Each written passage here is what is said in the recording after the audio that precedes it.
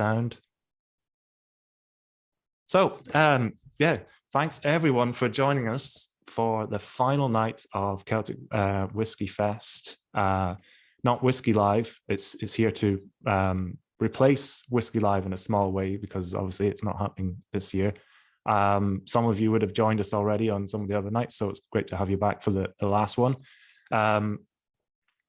Yeah, so our idea with Whiskey Fest was just to give us something to get us through those dark nights and have some excellent whiskey. So we're very fortunate to have Arran, one of my personal favorites, for the final night here.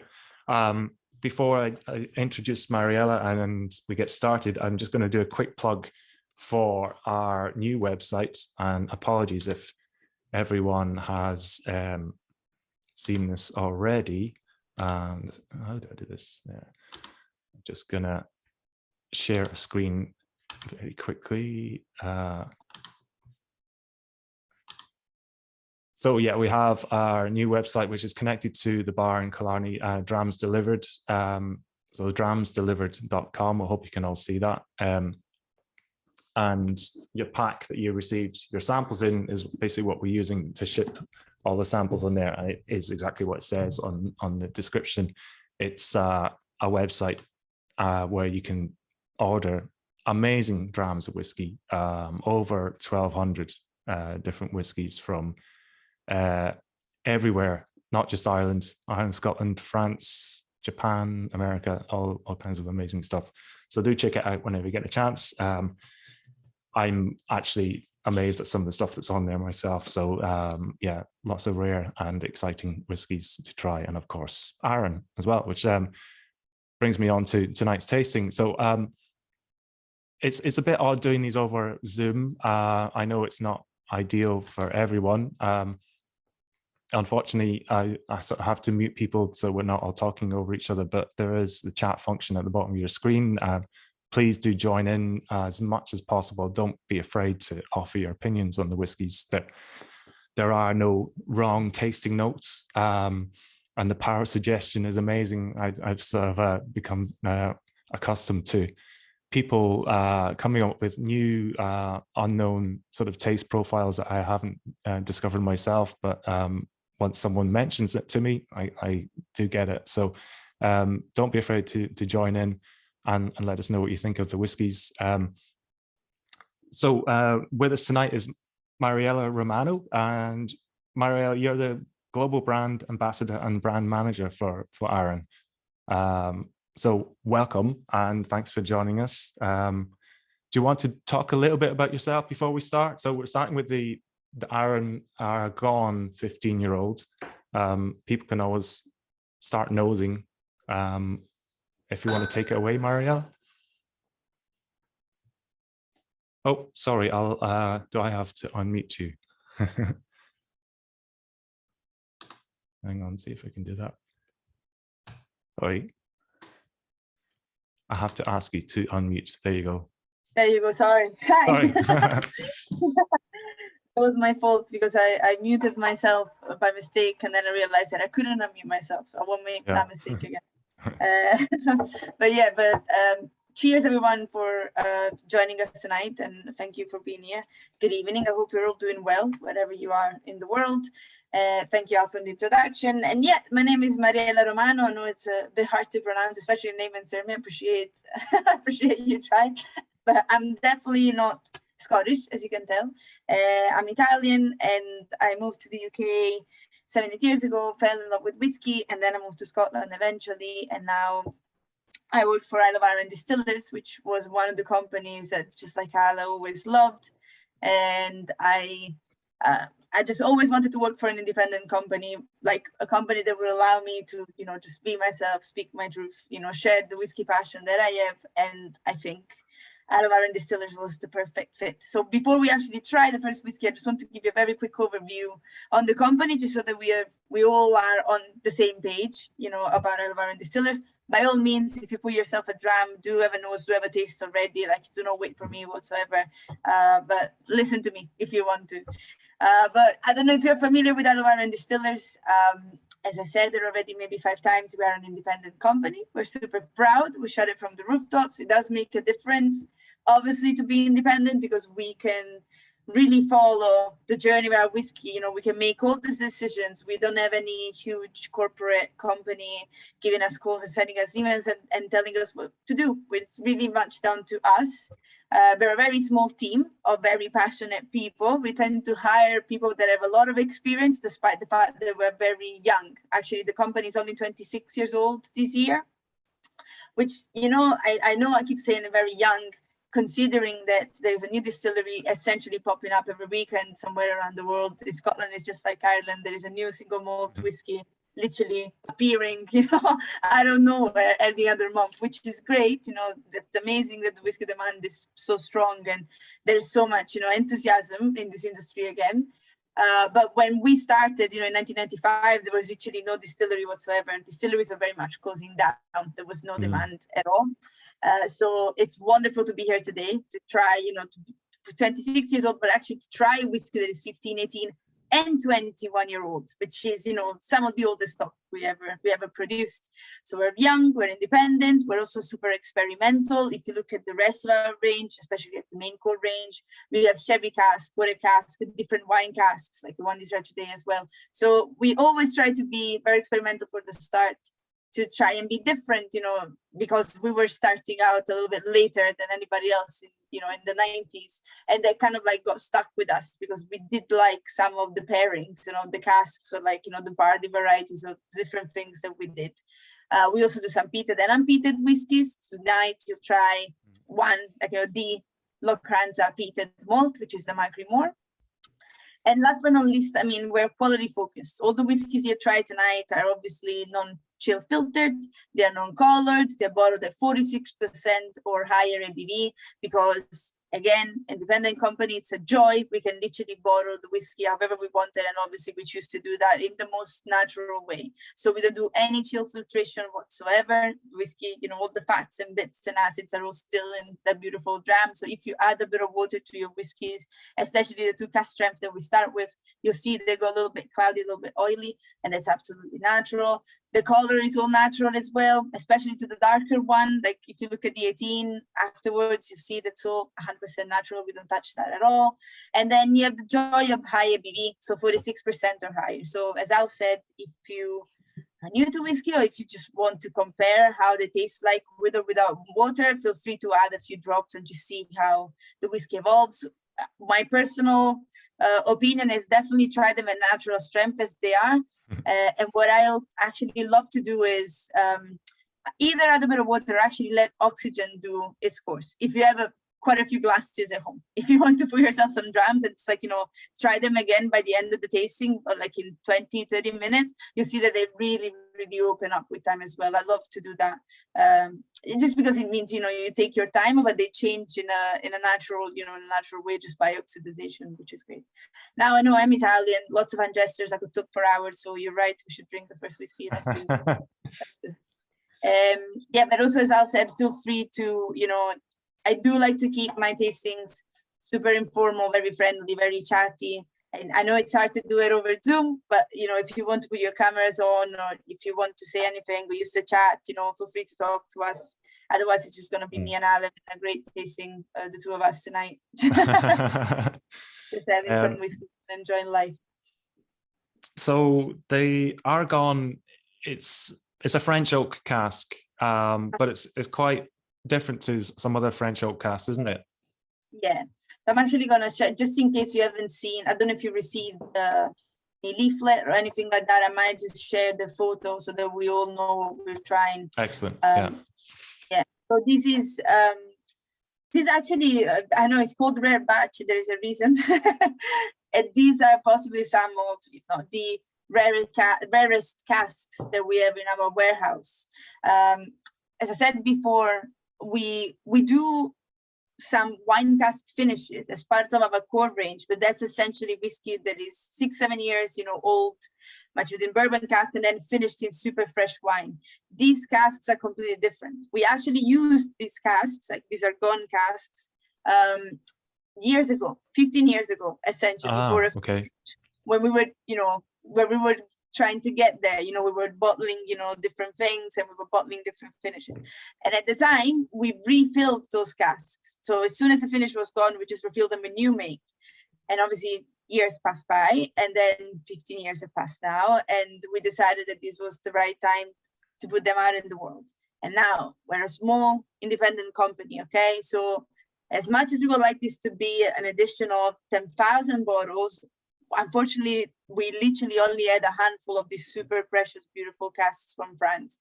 So there is, I think, around 3,000 bottles for the world. So that's why I was super shocked when I read the lineup. I was like, wow, we're trying this. I was like, I thought I was never going to try it again in my life. So I'm actually, you know, I'm very happy for you that you're trying it tonight. I'm not trying it with you, but... It's a bit of an odd one because we're fortunate to be trying it, and these whiskies came into the shop last week, but they sold out straight away. So the first two, I apologize to everyone, but at least you're getting to try them, you know. But yeah.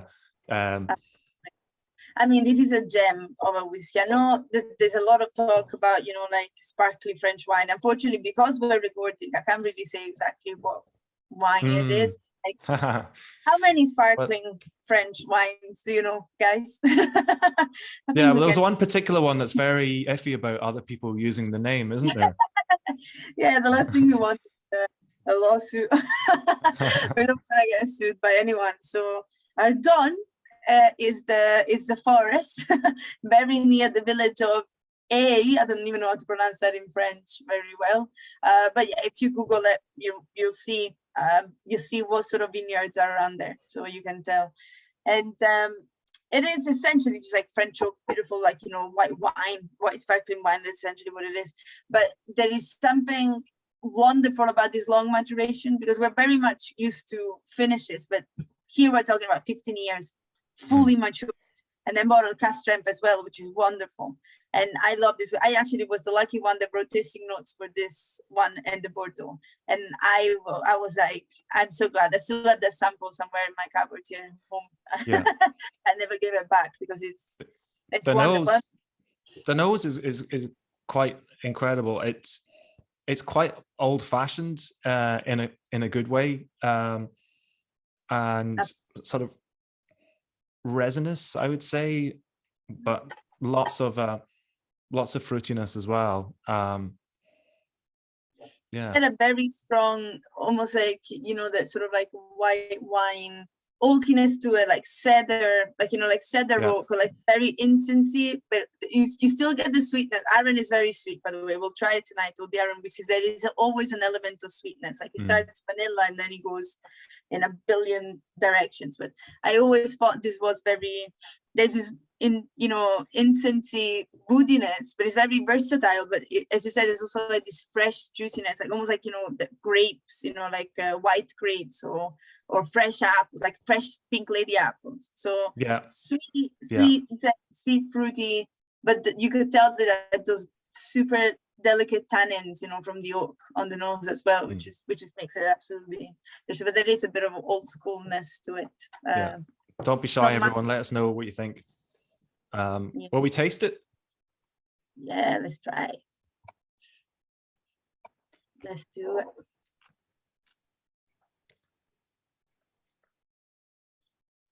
There's tannin there, that sort of grippiness from the French oak. Again, yes, it's kind of old fashioned. Takes me over to Campbelltown almost, like some old Springbanks. In that realm.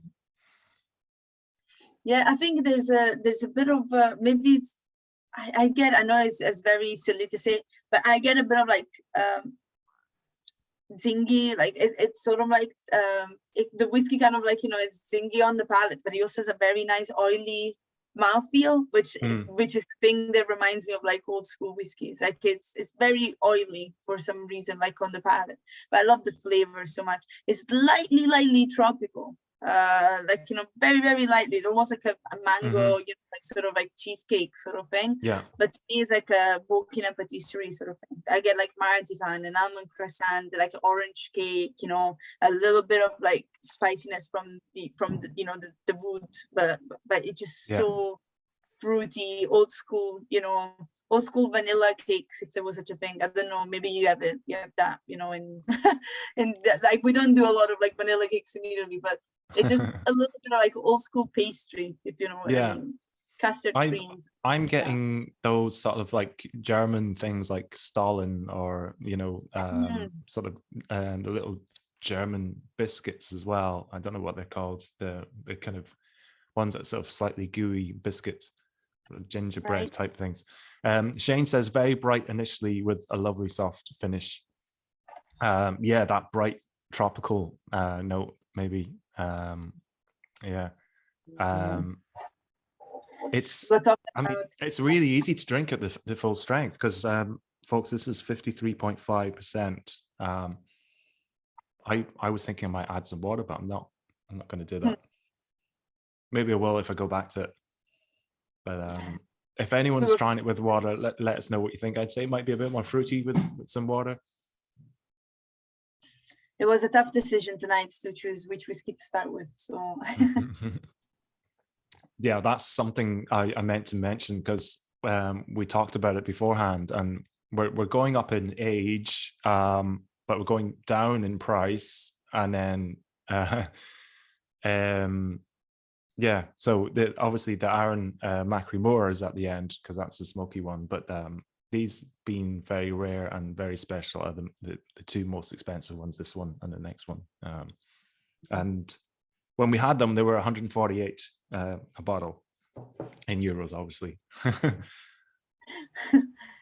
yeah, I'm not sure. It's they're a little bit impossible to find, of course, but if you find them, make sure that you know, you grab a bottle.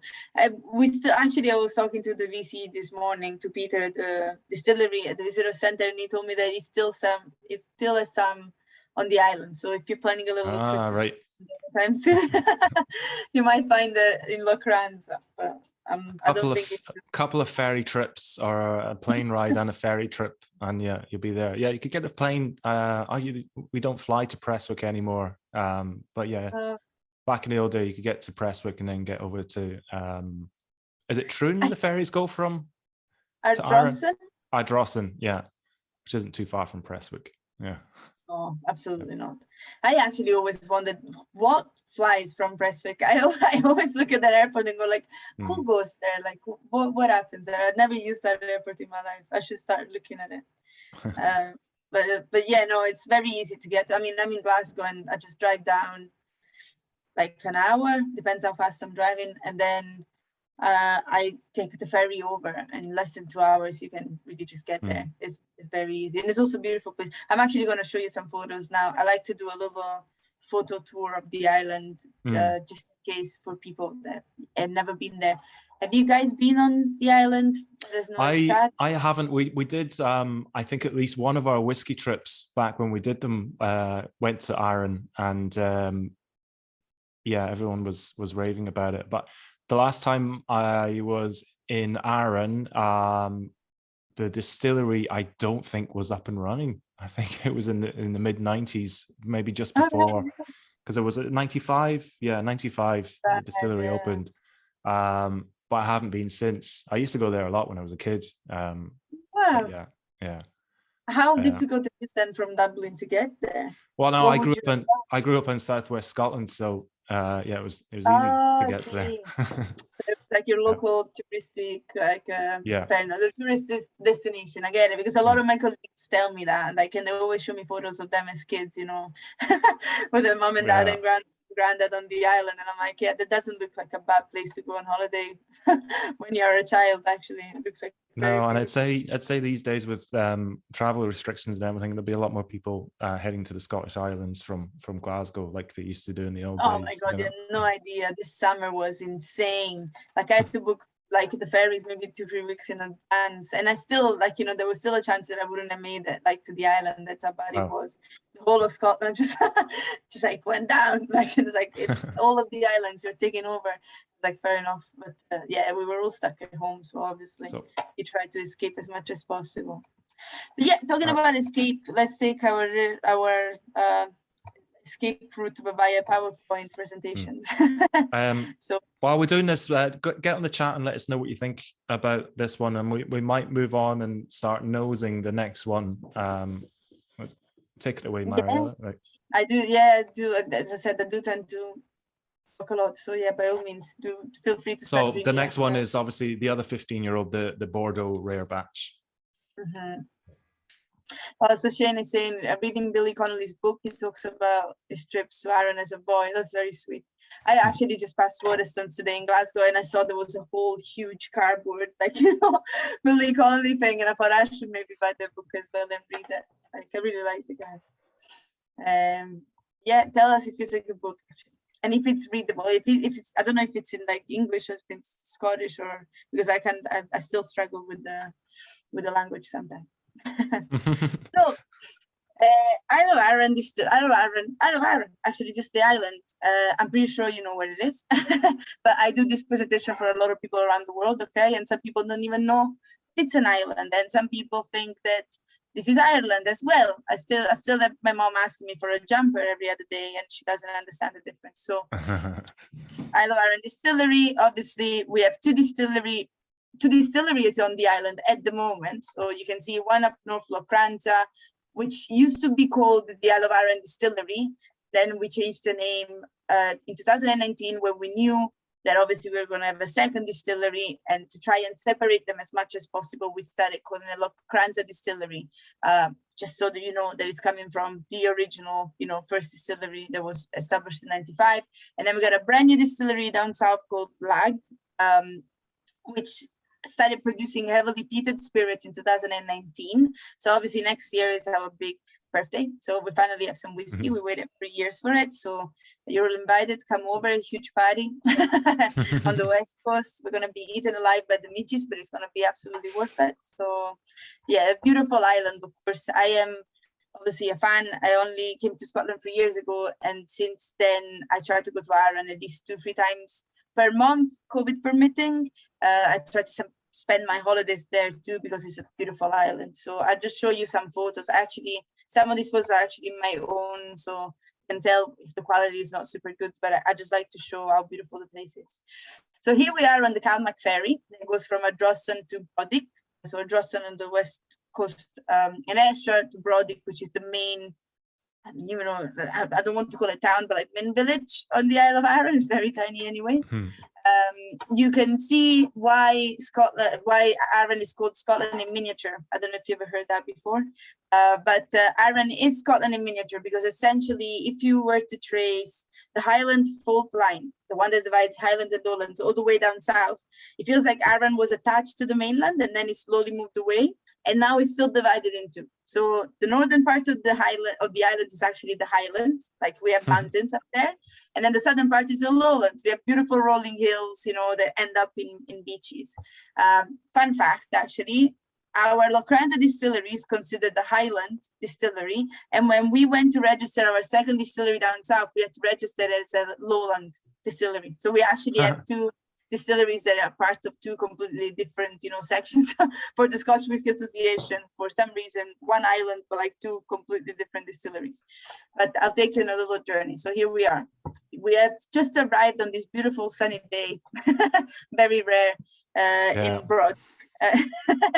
You know about the weather, you know. But that's usually what you're welcome with. This is one of my favorite places actually to visit. Brodick, because you can already see all the mountains up north. This is Scott Fell, our highest peak. This is my favorite walk. It's called the Fisherman Walk. You can start from this beach, go all the way around it through gorse, you know, rabbits, golf courses, and everything is stunning. And then you can end up at the castle, which is like here behind the trees. Stunning. Also, just to show off even more, it was this summer solstice, because I was there with my family on holiday, and the sky was just burning, and it was just absolutely real. It's just beautiful. And this is Fell, our highest peak. So when you go from Rodic to Lacranza, we're literally going, from the east coast up north to Lacranza, you are literally forgetting that you're on an island. You're surrounded by mountains. You can't even see the sea anymore. It's a bit like Canada, sort of US sort of feeling, because you literally have mountains left and right, and then you just have one road, almost like a rally, sort of road that goes all the way up and then all the way down to Lacranza again. If you're into hiking or just walking, obviously Fell is one of the most beautiful walks you can do. If you want to see eagles up close or just enjoy the beauty, of the whole South Ayrshire and Southern Arran, it's absolutely stunning. And then you arrive in Lacranza. Obviously, nature, wildlife kind of matching, to the highlands as well. So we have stags everywhere, deer everywhere, especially on the Lacranza golf course in front of our distillery. If you want to golf and try not to hit deer, it's a perfect place. I don't know why they let them roam there. It's very funny. We got squirrels. Actually, we have Scotland's Big Five on the island, which are deer, red squirrels, otters, seal, and golden eagles. You can see all those on Arran if you're lucky enough. Then we get to Lacranza Castle. It's essentially 5 minutes away from where our distillery is. This is also where you can get your ferry to go to Kintyre if you wanted to go up instead of going east.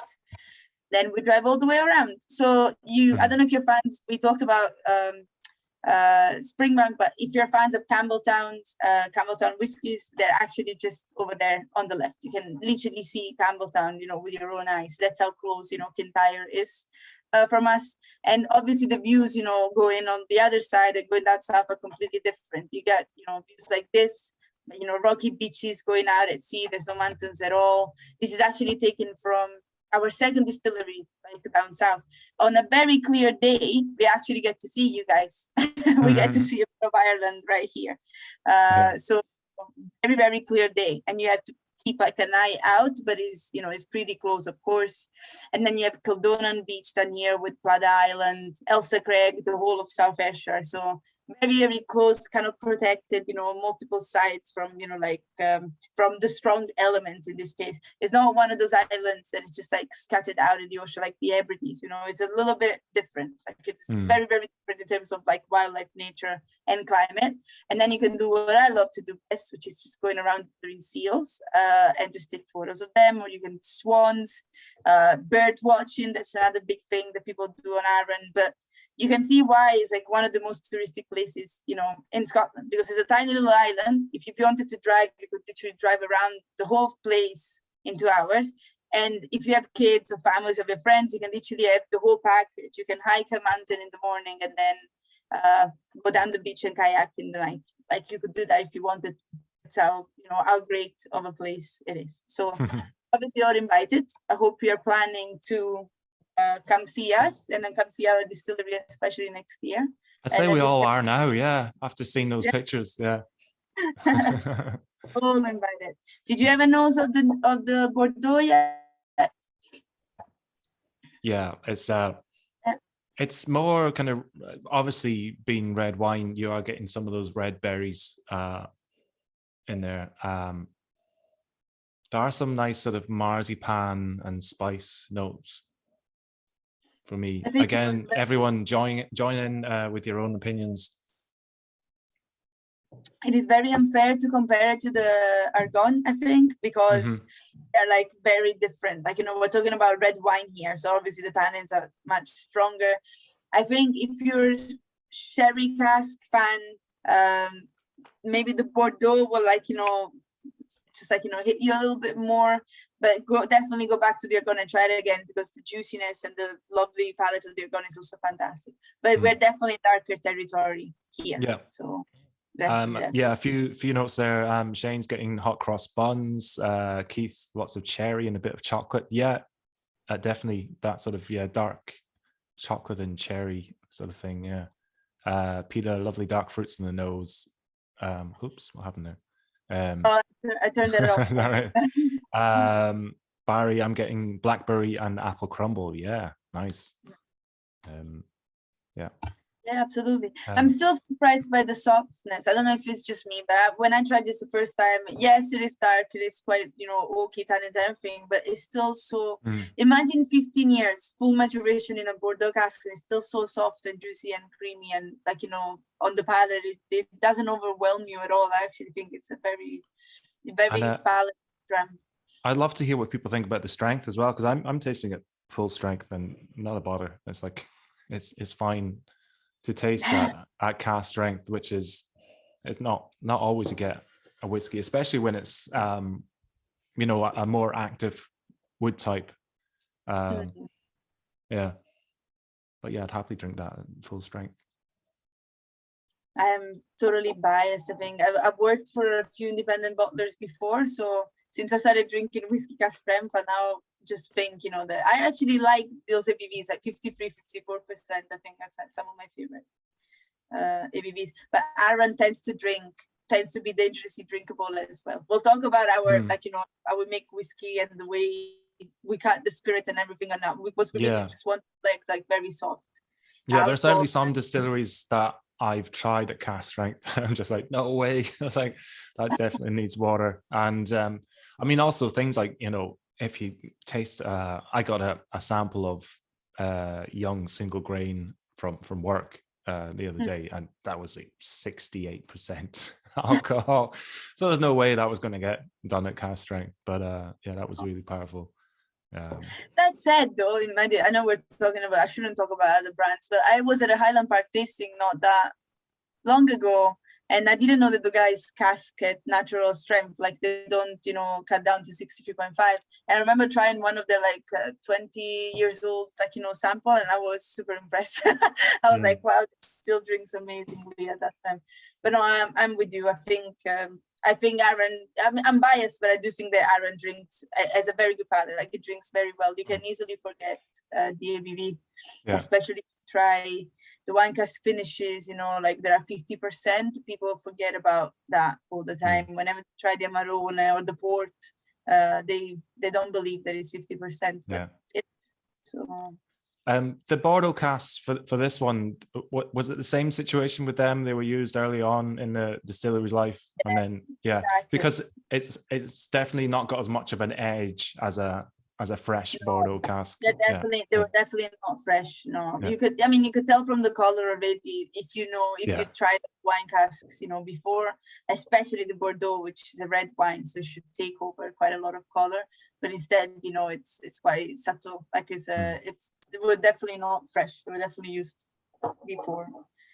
We do have these rare casks, lying around that are just refilled. We get some Madeira, some Sassicaia. Like every now and then, a cask like this, shows up somewhere. Otherwise, they're just there. I remember all your early releases, so I know what you might have still lying around. There was like, I remember the champagne, but there was Calvados and cognac and other things back then. Some of the very early releases. Yeah.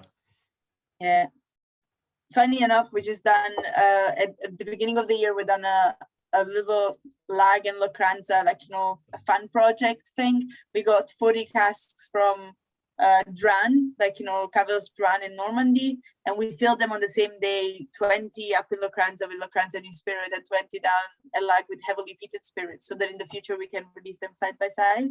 So you can have fully matured, fresh Calvados, unpeated Lacranza, and then heavily peated lag. So that I'm sticking around just to see that happening. I'm just waiting for that with 10 years just to see that come to life. Well, I should say actually to our customers, check out Lag Distillery. There's some pictures on the website for them, and it's an amazing looking place. And if anyone's in the frame of mind of doing cask investment as well, you have a cask investment scheme on there where people can apply. I have to give you some bad news. We actually sold casks today. Congratulations to us. We sold casks. Yeah, it's super. They're gone. My colleague Gillian, she was in charge of doing all this. I think today is definitely getting a dram. She's definitely celebrating because we finally sold those 700 of them. So Unfortunately, no more light casks. Oh, But well, I if you should just shut up. I keep talking about things we've all sold out of. So, but it's a good sold out. So don't worry. but a quick plug: check out our own website, CelticWhiskeyShop.com, and there is plenty of Irish casks, very good Marsala casks with Great Northern Spirit in them that you can still buy on there. And also in our auction, Celtic Whiskey Auction, there's 2 barrels up for sale in there, going for a bargain price at the moment. So you might get a bargain there. Will we move on to the 18-year-old? Absolutely. I've already poured it, so yeah. Yeah. And then this is a good bit darker. Yeah. So Nice I might color. just tell you a little bit about our. I'll tell you about the 18, and then we can talk a little bit more about Arran. But yeah, the 18-year-old, just like the 21-year-old, are whiskeys that we actually don't know exactly what casks they've been maturing in.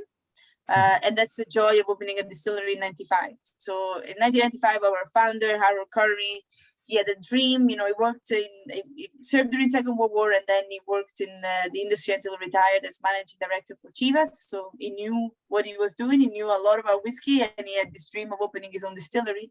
But because he done it independently with only a few shareholders backing him up, he also meant that he done it, like I call it, in survival mode.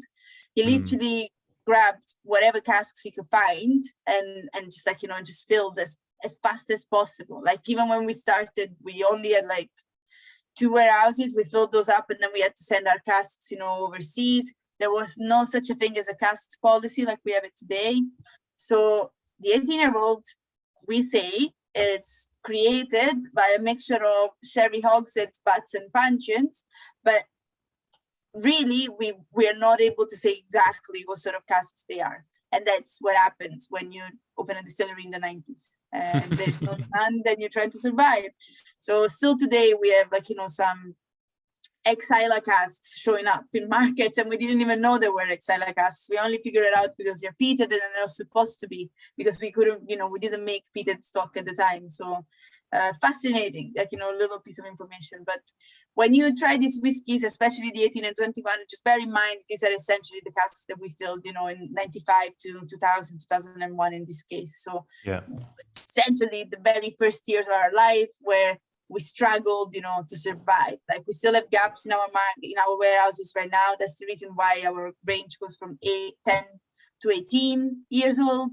We actually missed a big chunk of their age statements as well, because we were young, because we were independent and we were small, and we're still here today. But at least today we're able to put these products, onto the market in very limited, quantities as well. Like we do bottle in 18 and 21 and 25 each year, but don't expect huge quantities of this, especially moving forward, because we hope to be able to bottle a 30-year-old or something like that in the future as well. So, but yeah, this is delicious, especially if you're a sherry cask fan. The 18 is definitely on the darker side compared to 21. We go down to 46%. Our core range is all bottled at 46%, unfiltered and colored. If there was a celebratory dram, like when I imagine myself, getting married one day and have like a hip flask dram to share with friends and family, that's the whiskey, I dream of having in my hip flask, because it's super elegant. Arran, I think, peaks, 10 to 15 years is when it's at its most juiciest and liveliest. But then as it goes down, it goes super versatile, super elegant. This is possibly one of the most elegant sherry cask whiskey I've ever tasted, because you could tell there's a lot of sherry in there, but it's not a punch in the face sherry. It's much more baked peaches and apricots and a bit of tobacco, a bit of cinnamon and nutmeg, but it's so delicate, like delicate chocolate, delicate oakiness. It's just super old school sherry, 18-year-old. I think anyone who's into sherry cask whiskies would have tried some of those sort of dirty, sulfury ones, or sort of had the odd disappointment. But I've never had that from Arran. The sherry casks always seem to be impeccable, and this sort of pure essence of sherry in them, which I'm getting on the nose of that. It's a fantastic nose. Let us know what you think, everyone, and also let us know what you think about the strength when you try it. yeah, I'm going to taste it. So more of those pastries for me on the nose, certainly, and obviously dried fruits and things like that. Mm.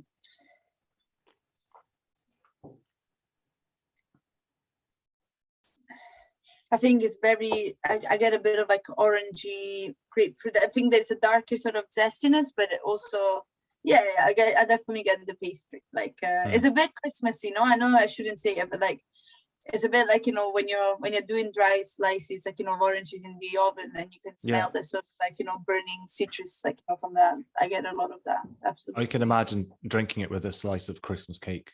Yeah, definitely. Yeah, Shane says, oh, that's lovely, soft citrus finish, not as pleasing as the Bordeaux. It's a kind of, it's a more elegant, cleaner whiskey than the Bordeaux, certainly. And obviously that's down to the casks, I think. Yeah, I also think the Bordeaux, thanks to the strength as well, as if we're younger, it's definitely going to give a little bit more on the palate. The 18, as I said, it's a much more on the softness side. It's more like a magisterial, like sort of like, whiskey, while the Bordeaux is definitely juicier, fuller on the palate. Yeah, Barry says orange with a bit of spice, perfect Christmas dram. Yeah, we're almost there, guys. If you're thinking of giving a present to yourself, somebody else, up to you. But no, definitely for yourself. I don't know why, but when I buy whiskey, I only buy it for myself. Yeah. I never buy whiskey for others. Always just for myself. So selfish. That's a tricky thing, though, isn't it? Like you buying whiskey for other people, especially if they're a little bit into whiskey, is such a tricky thing, because it is. Yeah. You're always going to get them something that they're like, not into that, or I already have half a dozen bottles of that packed away somewhere. So true. I normally do. I cheat and I just give Arran to everyone. Yeah. This is Arran Gold season. Have you ever tried Arran Gold, the cream liqueur that we do? I think I have years ago. Yeah, but yeah, it would have been a long time ago. Yeah. This is Arran Gold season for me. I buy it by the case, just like hand it to everyone. It's like, there you go. Happy Christmas, everyone. You're welcome. Yeah. Well, this is the time of year for whiskey liqueurs, isn't it? Yeah. I don't do much. Don't tell anyone. I know we're recording this. I don't really do whiskey liqueurs, to be honest. But whiskey, I know. And then I'm here talking about cream liqueur to you, like, the country of, cream liqueurs as well. So I'm pretty sure that you guys have a lot to choose from already, like in Ireland anyway. Yeah, Peter saying oak on the nose is toasted and darker. Well, definitely in darker territory. Yeah. Both in color and flavor and aroma. It's it's a really nice dram. I mean, you could drink it like, yeah. There's also saying chocolate orange on the palate, and I think if you ever paired this with a chocolate, I definitely would have gone for either a salted caramel, like the one from Lind. I love to buy those at the supermarket, or like a 60% orange. Absolutely, like absolutely, yes. Sorry, I thought I froze for a second. No. Yeah, Barry, I agree with you. Really easy after the first two. It is certainly an elegant whiskey, and I'm finding it really easy to drink. Like, maybe I shouldn't buy a bottle of that because it would be gone in a flash.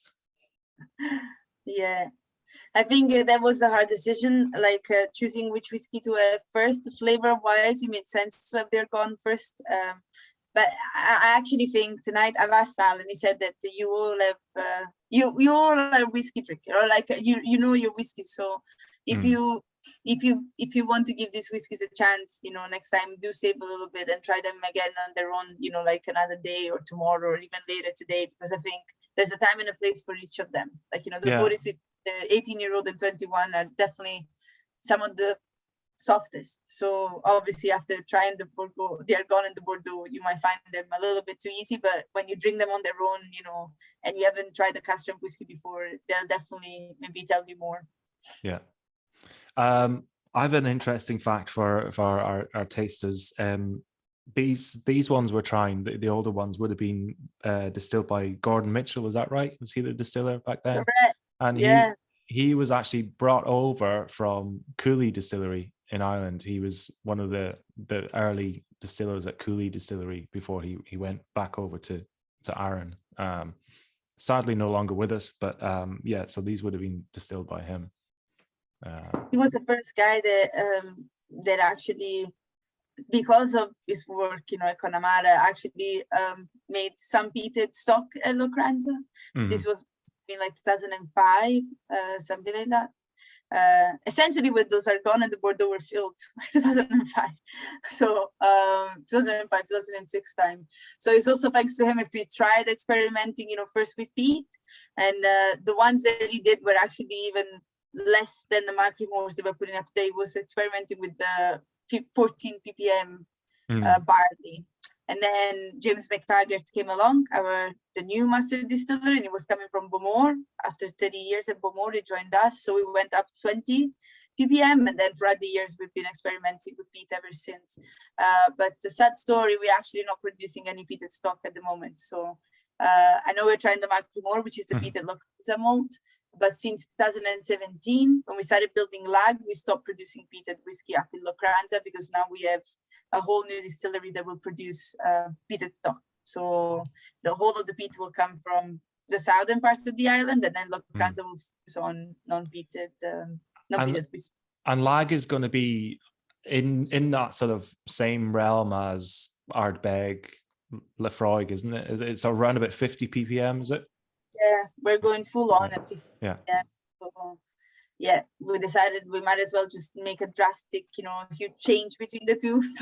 So we thought, but actually James is saying that obviously as soon as we release our first, lag single malt release and everything, we'll start experimenting more. And Ireland was actually one of the places that he was looking at to source some peat, and try to do some peated,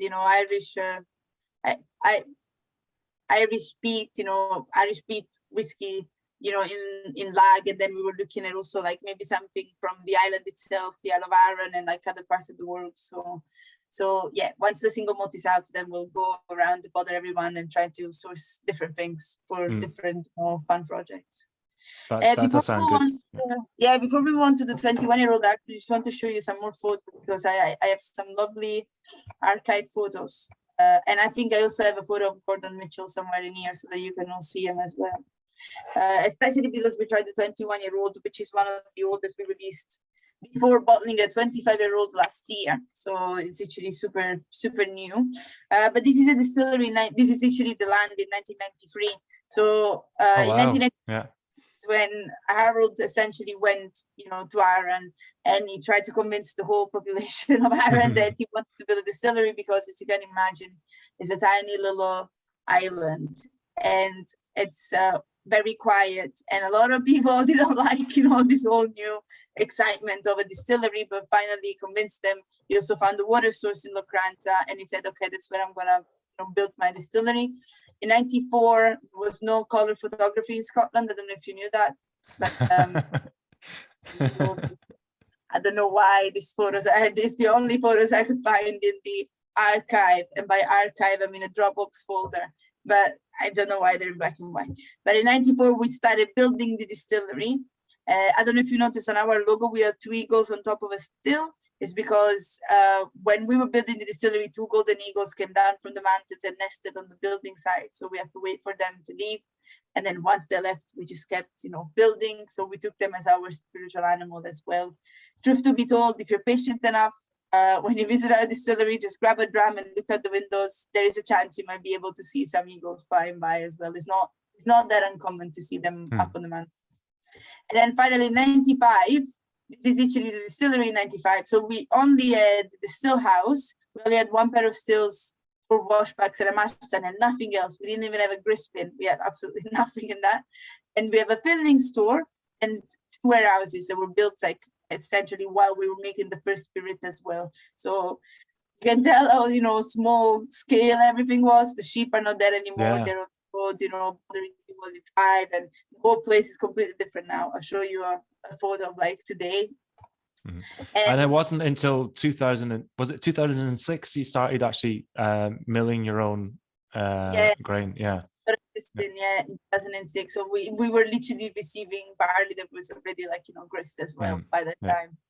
I love this photo. I always show it because it shows it. This is actually Gordon Mitchell right here, our very first master distiller. It shows you how shocking it was that a distillery was opening in 95, when other distilleries were essentially closing down. Because not only we have Michael Jackson, the very famous beer and whiskey writer, but we also have a whole group of Japanese people. But at the time, we're working for a company called something like Japan Arran, something like that. They were exporting Arran products to Japan already, like chutneys, marmalades, and whatnot.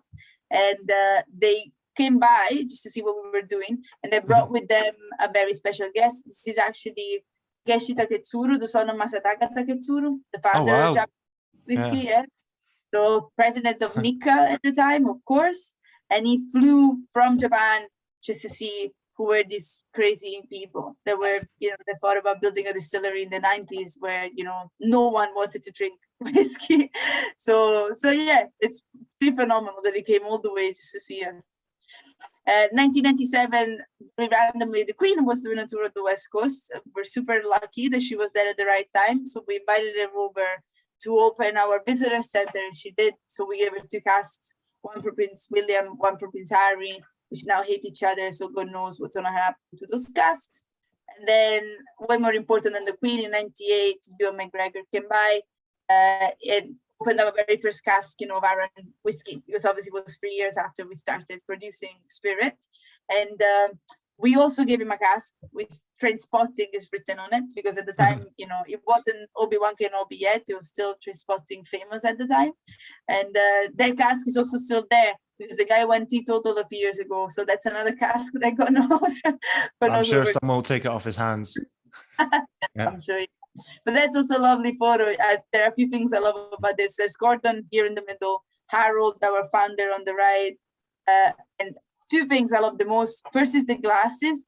I love the time, those old Glencairns. If you go to some old bars in Ireland, you can still, or even in Scotland, especially in the Highlands, you can still serve, with that nice chunky glass.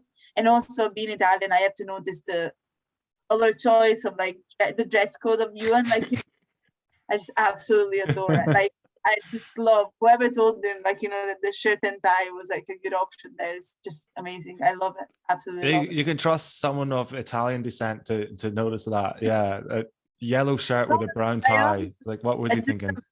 I know, but I admire it, to be honest. I love it. I mean, my boyfriend was the ginger beard. I love ginger hair. I really, it's exotic for me in a way, but I just love it. And when I saw that photo, I was like, wow. I just went for it. It's amazing. Anyway, just actually very quickly, as well. 2017, we started building the distillery. This is my boss, managing director of Alvaro Distillers, Ewan Mitchell, and this is our director of production, James, who used to be our master distiller before. The distillery looks nothing like Lacranza. You could tell it's super modern, super big, so it's huge. And in 2019, we have our very first spirit run, and then we opened our visitor center. Let me see if I have. Okay, so this is Lacranza Distillery today. We'll do a little virtual tour after the next round.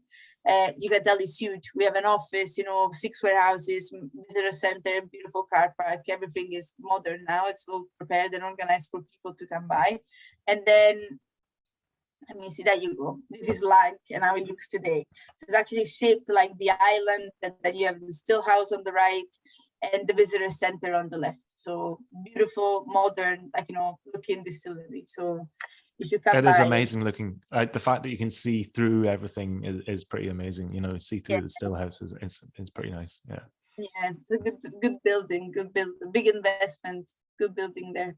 But what we're trying now is a 21-year-old.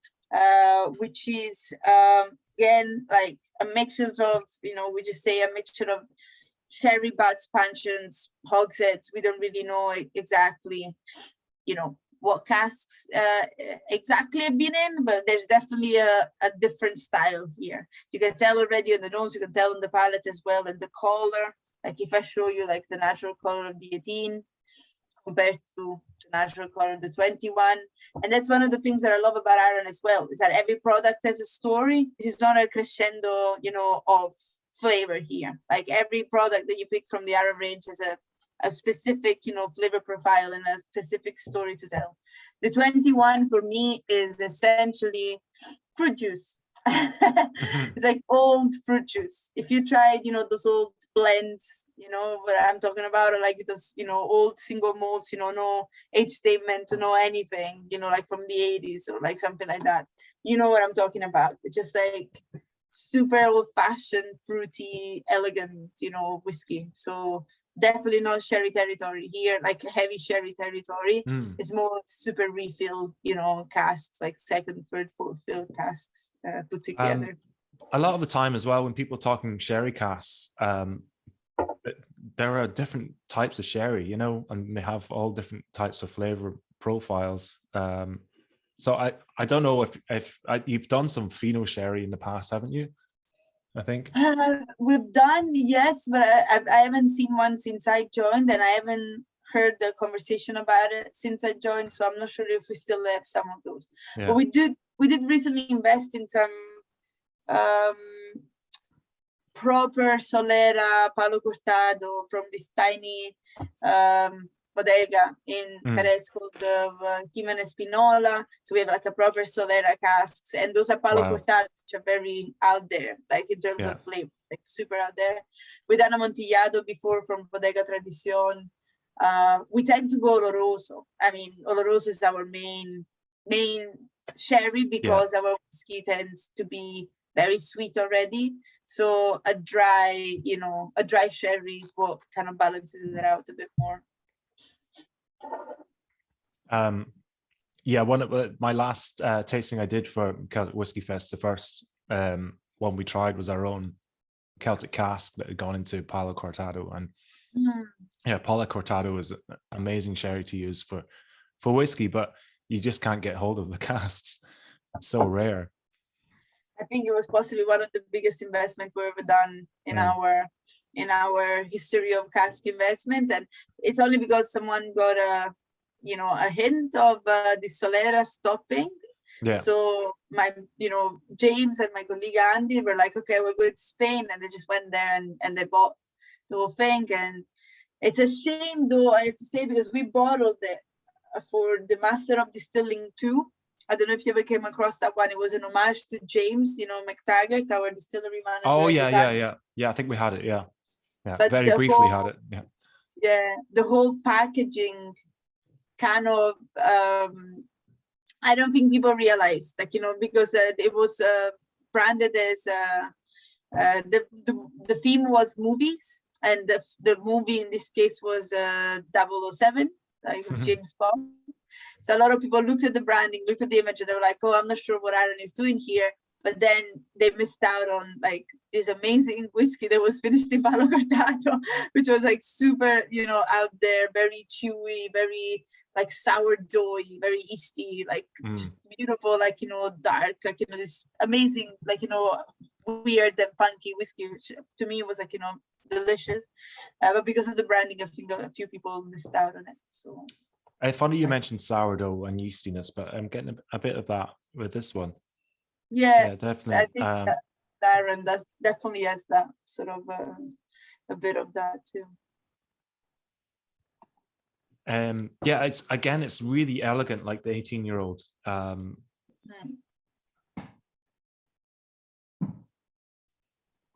There's obvious maturity there, but it's not oaky maturity. It's not that chewy oak or anything you get from old whiskies that are sort of over old. It almost like tastes like the distillery just getting into its stride at 21 years old. Yeah, I think it's obviously we don't have a choice on the sort of casks, that we filled, in those early stages. So we just bottle what we have. But I think it's good that we give people a choice, because there are some people like me that I do prefer a softer, more tropical, juicy, like drank like the 21. But then we also have people that just swear by the 18, being a bit darker and like, heavier. And then we just rely on the 10 being our, benchmark of the range, and like, the dram that leads forward. But they're all different, there's a time and a place for each of them. So yeah, and I mean, the prices on these are actually pretty good as well. For the 18-year-olds, €94, and 21-year-olds just under €130. And there are plenty of distilleries out there who'd probably be charging like double that for whiskeys at the same age statement. Some of the more super premiumized brands would be doing that. So they're good buys if you like them. They're really good. The joy of being independent. We're trying not to overcharge people just for the fun of it. Yeah, well, if you don't have a big marketing team to employ and a big advertising agency to pay, you can keep your prices down a bit. No, when lockdown hit, actually, funny enough, the marketing team consisted of me learning how to help the marketing team, like, literally overnight, and my marketing manager that works 3 days a week, because Cody left right before lockdown, and then Luisa was on maternity leave. So we actually, trust me when I say we're a small team. Like, we're a small team. So and it's good that way. We, like, we can all talk to each other. I bother my boss literally every day on Messenger whenever I need information about like something specific about the company. Always there to help. So it's a good team to work with. I like the friendly, casual, attitude. So it's good. Right, before we move into the last whiskey, I'm actually gonna do a little virtual tour, if that's okay. Because great. we have this beautiful asset. Pretty sure we all know how whiskey is made anyway, so I won't go into too much detail. But if there is anyone out there that wants all the geek information, fire away, and I'll try to answer all your questions. Okay. So welcome to the Lacranza Visitor Center. I hope my internet connection doesn't fail me too, and I hope you can see this while I move around. But yeah, so you arrive in Lacranza. The first thing you do is obviously you walk through this door. Then you have a few options. For those of you that are hungry, we have a beautiful cafe called Casks Cafe. Up the stairs, amazing views on the mountains as well. All the classics, distillery classics, venison burgers, salmon platters, Arran cheeses, Arran hams, all the local produce. You can find all of that there. I don't know if you know this, but Arran is, it's a little business, like the whole island is, like the community is super strong, the business community is super strong, and they try to produce everything, on the island. So beer, cheese, ice cream, gin, all cakes, like, hams, all sorts. You can literally find everything on the island. It's beautiful. Fudge. Fudge, yeah, that's another one. That's what I remember. Isle of Arran fudge. Chocolate, drinks of Arran chocolates. We also do chocolate as well. We have Arran gold chocolates, which are delicious. And then we do whiskey, including this little one here. Obviously, our visitor center is an amazing, super stocked shop. Not only we have all the current products, some local, like crafts as well. And we have distillery exclusives like the Aranac. Most of the casks, like, the Argonne and the Bordeaux that you tried, actually most of them end up in here as well for people like to buy. At the moment we have a Margaux cask that you can just bottle, and take home with you, which is great. Lots of distillery exclusives and whatnot. But what we do, I just take a little shortcut through the back and I take you out here if the internet allows. So yeah, so I just wanted to show you a little bit Lacranza Distillery from the outside so that you understand how close we actually are, to the mountains. So you can see them out here. If I move a little bit closer, no, it failed me. I knew that was gonna happen. You think it's easy? It's not easy. I want to be there. Can you take me there, please? Thank you very much. So yeah. When you come from Brodick to Lacranza, the first thing you see is actually our still, one of our old still outside in the garden. So as soon as you see that, you know that you're right in Lacranza, because we're literally the first thing that you encounter when you come down from the mountains. Visitor center, we just went through the back, and then we go through next to our filling store directly into our still room. I call our distillery a compact distillery, the way that you just walk a flight of steps you open a door and you got it. Like, you don't have to do absolutely anything else. So everything that happens in our distillery happens in this room. So much so that when I started working at the distillery 3 years ago, there was a guy running the distillery every Monday morning, because our master distiller was driving and taking a ferry from Isla to Arran every week. So it was commuting. So every Monday morning, this guy was literally running and doing the distillery on his own. His name was Ryan. He was 20 years old at the time. And he managed to do that all on his own, because you could hear, see, smell everything. And we also have some computers here that help, our stillmen work, like what's happening, what's wrong, what needs to be moved where. So it just helps everyone kind of like, the flow of the process. In terms of how we make whiskey, we all know that. I have a very simple way of saying it. If you take a beer without hops, you distill it twice, you put it in a cask for 3 years, you got whiskey. Ta-da! It's pretty easy. So we're essentially making a beer first. So we have some barley, get it from the east coast of Scotland. We don't use a local barley. We only use it for some limited editions. At the moment, we're using a barley called Laureate, and we put it straight into our grist bin. Our grist bin will crush barley. As soon as we have crushed barley, we put it into our mash tun. What we want to do here is essentially make a porridge, extract all the sugar from the barley into water, and then remove the solids, remove the barley, and just be left with this warm, extra sugary water. So the mash tun, stainless steel semi-water mash tun, is exactly what it does. We put the crushed barley, and then we add 3 waters at 3 different temperatures. They go higher and higher and higher in temperature. So the first one comes in at 63.5, the second one at 74, the third one at 90 degrees, and we want to extract all of the sugars. Now we're very lucky because we have super good quality water, actually pH perfectly neutral, and we have good quality barley. So we have what we call a clear wort. So we actually don't stir the barley at all. We just put it in, put the water, let it spark, let it do its job, and then just move, the water and the barley into different directions. Having a clear wort essentially means that we know that we're gonna have a beer that is like, or like a wash that is fruitier, like, instead of being like earthier or nuttier. So it's gonna be like more on the fresher, fruitier side. So as soon as we have 1,000 liters of very warm, sugary water, we pump it all the way into our wash bags. Young distillery, but a bit traditional, especially when it comes to fermentation and distillation. We still use wooden wash bags, even down at Lag.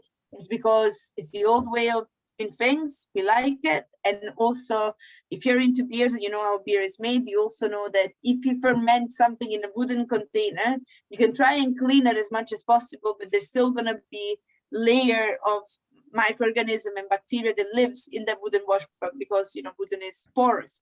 And at the same time, if you're fermenting something in a wooden container, you can't control the temperature. You can't stop the fermentation, or like cool it down or get it like hotter. So essentially we just let the yeast do its job.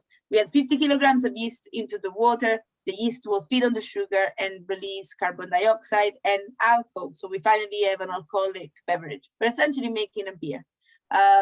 Fermentation wise, we do Monday to Friday a fast one, 55 hours, because the guys only work Monday to Friday, and then Friday to Monday they leave those wash bags full, and the fermentation goes all the way to 110. So that when the guys come in on a Monday, they can distill straight away. They get those filled wash bags and just distill like soon and start mashing at the same time. So what we have left after like 55 or 100 hours is a warm beer. You should try it if you're ever at the distillery. It's disgusting. Like 8% ABV warm malt beer. It will make like one sip, you will feel it like after a few minutes, like in your stomach. That's how like powerful it is. And then we just go straight into distillation, which is the most important part of our process, because we run one of the slowest distillations in Scotland. What does that mean? We get the beer, we do our wash distillation in wash stills, these guys, the bigger guys here. And once distillation is over, we're left with a clear spirit of 20% ABV. So we finally have clear spirit, but we want the ABV to skyrocket like a little bit more. So what we do is we use our wash spirit stills, and we use them almost as a slow cooker, because you can tell there's nothing special about them. They're like onion-shaped stills, the liner, it's almost parallel to the floor.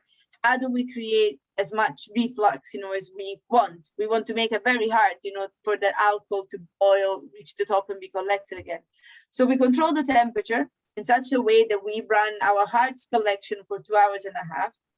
We take around 6-7 liters of alcohol per minute, which is pretty low for industry standards. And we do that because we want to collect the high, estery alcohols, the finest alcohols, the ones that when you drink our whiskey cask strength, you feel like the palate is still amazing. It still has a very good texture, and they go down smoothly. They go down easily and nicely. We want that. We want our whiskey to be fruity, almost like a Speyside dram, very fruity, very sweet. But we also want a Highland palate. We want a specific palate, a specific texture, which is unique, to the way we distill our whiskeys, our spirit on site. So once we distill this spirit, it all goes down into the new make container, and then every Tuesday morning in Lacranza, we fill around 100 casks, mostly bourbon casks, and then they just go into the warehouses up there as well. So that's in a nutshell what we do in Lacranza. If you have any questions, let me know.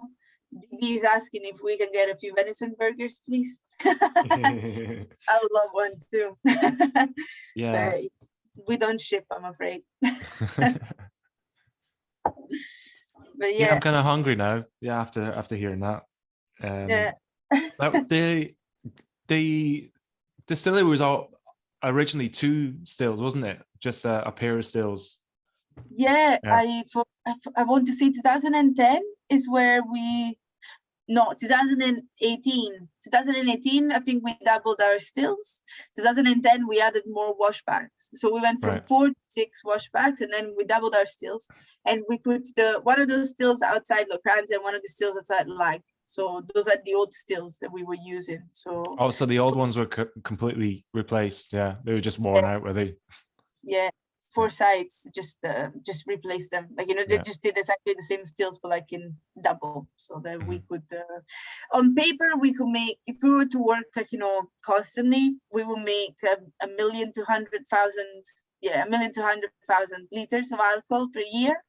But considering that we only work 5 days a week, we invested in this huge new distillery down south, and we just take our time. We actually make less than half than that. So we're definitely not into million territories of liters of alcohol per year. So yeah, which is a good thing. Quality over quantity at the end of the day.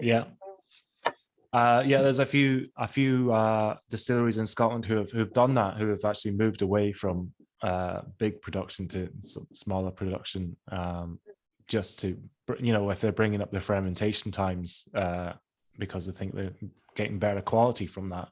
They've moved that way. I think there's definitely a call. I think someone explained it to me once, as in, comparing it to the world of wine, where now we start seeing options. You can buy the, huge distillery, huge company whiskey, mass produced, for the market, whenever you want it, and at the same time, which there's nothing wrong with, it could be your favorite. I still drink, like a Lagavulin 16 every day, for example, because I love it.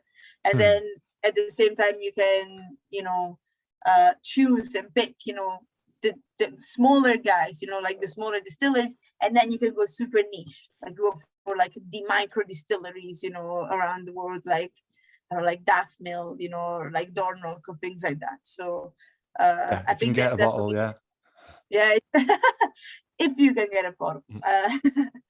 But yeah, there's definitely, at least there are options out there, so people can choose what to drink, which is great. Moving on, we're trying the Mac More 46%. I might just show you very quickly how it looks like over here. So Mac More is actually an archaeological site on the Isle of Arran. It's essentially standing stones. So we have, you have to walk, 40 minutes into this beautiful sheep field, and then you get to these 3 huge standing stones.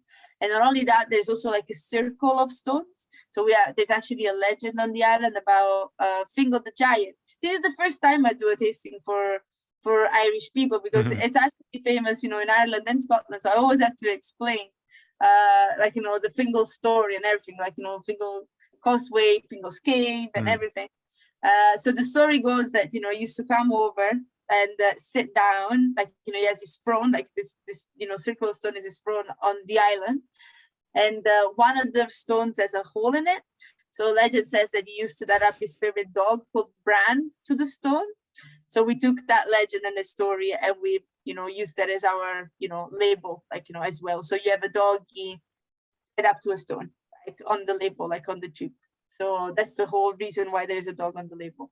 Essentially, though, Macrimore is also the biggest peat bog we have on the island. The whole center of the island is all peat. So when you go see Macrimore, and it's also a bit wet, humid, you'll kind of it's all jumpy around the stones. It's very mossy. So that's why the relation, the relationship between the name and the whiskey. But this whiskey is created with barley and peat that come from the East Coast, actually proper Highland, mainland Scotland peat. So we decided to go for that because we didn't want to compete with Islay. What we wanted to do here essentially was an Arran whiskey, which still has the Arran malt character with a little bit of smoke added to it. And we didn't want the smoke to be too medicinal, to Islay, to, maritime. So we went for peat that was coming from the mainland. And it's essentially a heathery campfire, warm, creamy smoke. It's not in your face. It's not the smokiest whiskey you'll try in your life. It's actually the opposite. It's the sort of peated whiskey that you can pour someone that has never tried peated whiskeys before, and they don't run away scared. They should be able to enjoy this despite, the little bit of smokiness. It's interesting that you mentioned that it's not medicinal like Islay, and I'm definitely noticing that. Yeah, it's more a creamy sort of soft smoke. Yeah. I think the 56% one, because we do the same one in silver, which is higher ABV. You can obviously feel the smoke more because the higher ABV, but the 46% is a breakfast, lunch, and dinner, peated whiskey. It's a very easy drinking. Whenever you wanted a peated dram that was just never disappoint, good quality, always there. That's the way I look at the Macrimore peated, because it's delicious. Or I don't know what you think about cocktails, but I also really like it with the highballs, with soda water ice and maybe rosemary, sprig on top. It's one of my favorite drinks. I think I'd make a good old fashioned, actually. Yeah. Oh, yeah, why not? What do you guys think? Have you tried the Macrimore? What does everyone think of the smokiness? I have to say, it's improved a lot since the last time I tried it. I don't know if there's more maturity in it, but it's a lot more balanced. When I first tried it, the alcohol really kind of jumped out at me, and now it's a really kind of well put together dram.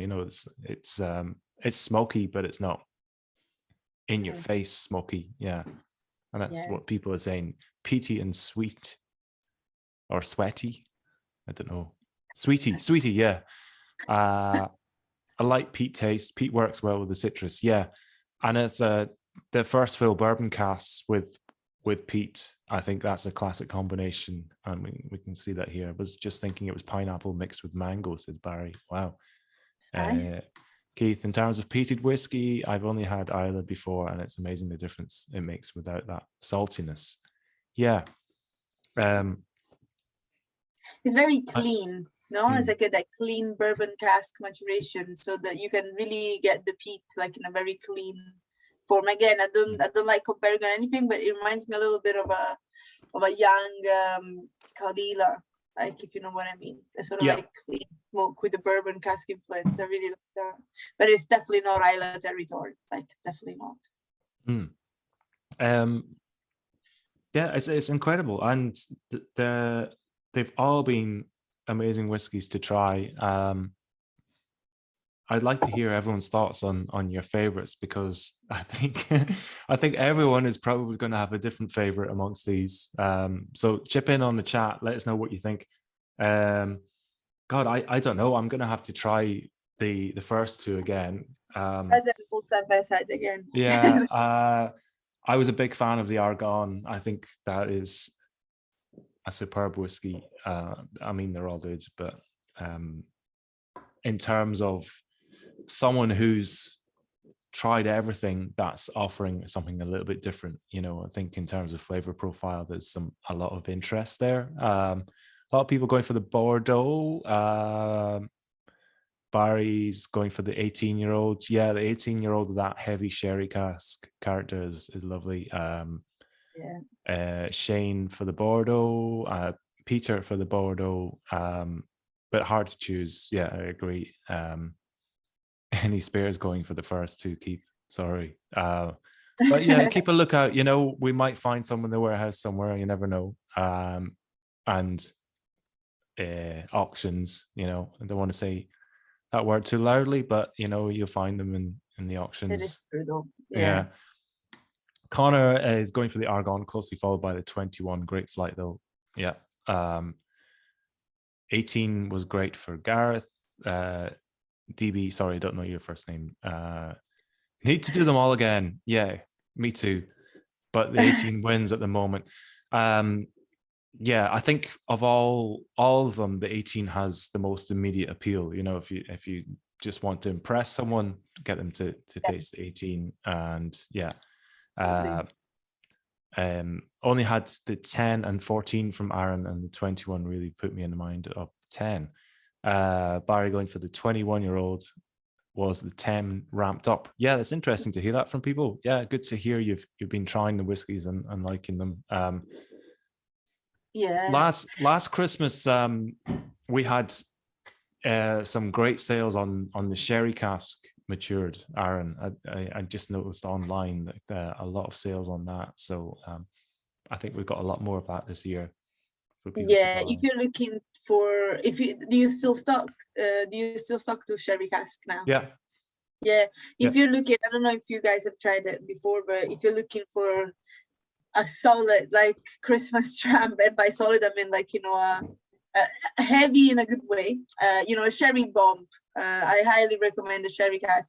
Personally, I think I'm allowed to say it again because I work for an independent company. It's not my favorite of the range, but there's something magical about it that when you have a first sip and then you have the second and the third, you just get, you know, into the sherry bomb zone. And actually what we used to do in the office was during Christmas time, not anymore because we're not going in the office, if you grab a glass of the sherry cask and then get a mince pie, put a pipette into the whiskey, fill it up with the whiskey, and then stab the mince pie and get the, like, you know, the mince pie absorb all that sherry cask whiskey is like next level, like, you know, sort of deliciousness. And it is a very good sherry cask dram if you're looking for like the heavy side of you know, of the sherries, but still like it drinks very well, dangerously well, even for the 55.8% ABV. But if you're into your Glendronachs, you know, your Berlaura Bunat, you know, your Glenfarclas, I'm sure you like Arran sherry cask too. You're listing off some of my favorite whiskeys there, so yeah. You did say you like the sherry. Yeah. So yeah, what's your favorite Mariella? Sorry, I've forgotten who was asking. Connor was asking. Yeah. In the flight, I just tried the Arran again, and yeah, that is fantastic. I think if I had to drink one for the rest of my life, that's the only way I think of it, because it's hard to choose a favorite, especially of whiskeys that you drink all the time for work. If I had to choose one for the rest of my life, it would be the Arran.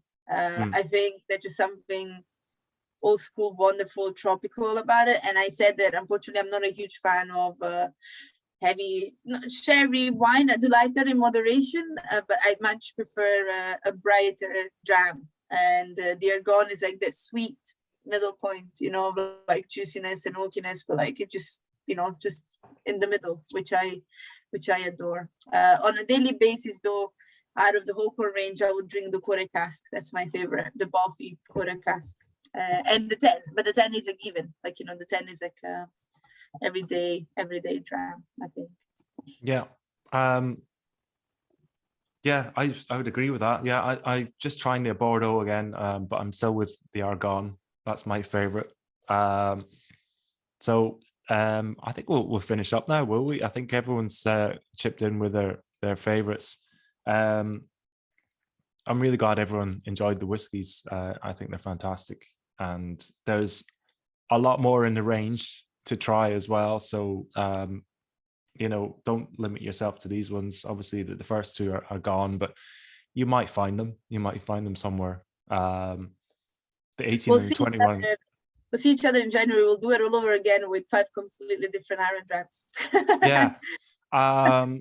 Yeah. Anything else interesting coming next year, or are you allowed to talk about anything that's coming up, no. or even cast types that might be used? No, I'm not. I don't think I'm allowed to say anything for now, I'm afraid. So, but the main thing for us is obviously that like single malt it's the only thing in our head right now. So we're really working. The small marketing team is just mostly working on that. And I have some 2-year-old initiative right there with me, and I bring it around every show I do and every tasting I do, because it's fantastic. If you're into heavily peated whiskeys, I know again I'm biased. I pour it to people blind, and I always ask them, what do you think? And they just think that it's like a 6-7-year-old, a whiskey that we're going to bottle in the future. So it's very promising. So I hope you can try it next year. Well, so there will be a release next year once and that's be a 3-year-old release. Yeah, definitely. Okay, wow. So we look forward to that. Mariella, thanks so much. It was great. One of the best tastings in this small whiskey fest, and I'm really glad everyone enjoyed the whiskeys. So thanks for joining in and letting us know what you liked.